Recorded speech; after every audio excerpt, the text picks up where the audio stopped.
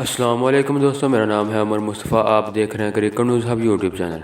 दोस्तों, ऑस्ट्रेलिया के खिलाफ कौन से दो नए प्लेयर हैं जिनके बारे में मिसबा ने कहा है कि ये दो प्लेयर पाकिस्तान को ऑस्ट्रेलिया के खिलाफ सीरीज जितवा सकते हैं। दोस्तों, जानने के लिए इस वीडियो को पूरा देखते रहिए और अगर अभी तक आपने हमारे यूट्यूब चैनल को सब्सक्राइब नहीं किया तो जल्दी से सब्सक्राइब कर लें ताकि आपको क्रिकेट से जुड़ी हर खबर सबसे पहले मिलती रहे।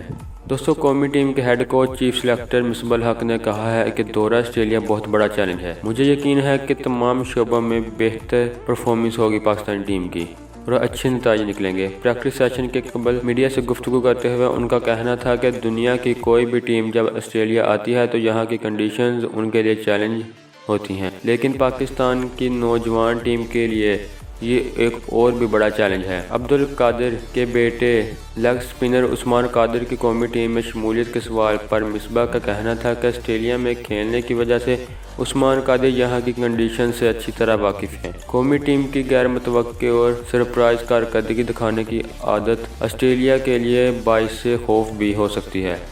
हम इस बात का फ़ायदा उठाने की कोशिश करेंगे, लेकिन हमारी कोशिश है कि हम अपनी कारकर्दगी में तसलसल ला सकें। नौजवान फास्ट बॉलर नसीम शाह के बारे में पूछे गए सवाल पर उनका कहना था कि नौजवान फास्ट बॉलर अच्छी बॉलिंग करते हैं, सिर्फ तेज़ बॉलिंग ही खासियत ही नहीं बल्कि उन्होंने लाइन और लेंथ पर भी बेहतर कंट्रोल का भी मुजाहरा किया है। वो हमारे सरप्राइज पैकेजेस हैं। तो दोस्तों, ये थी हमारी आज की ये वीडियो।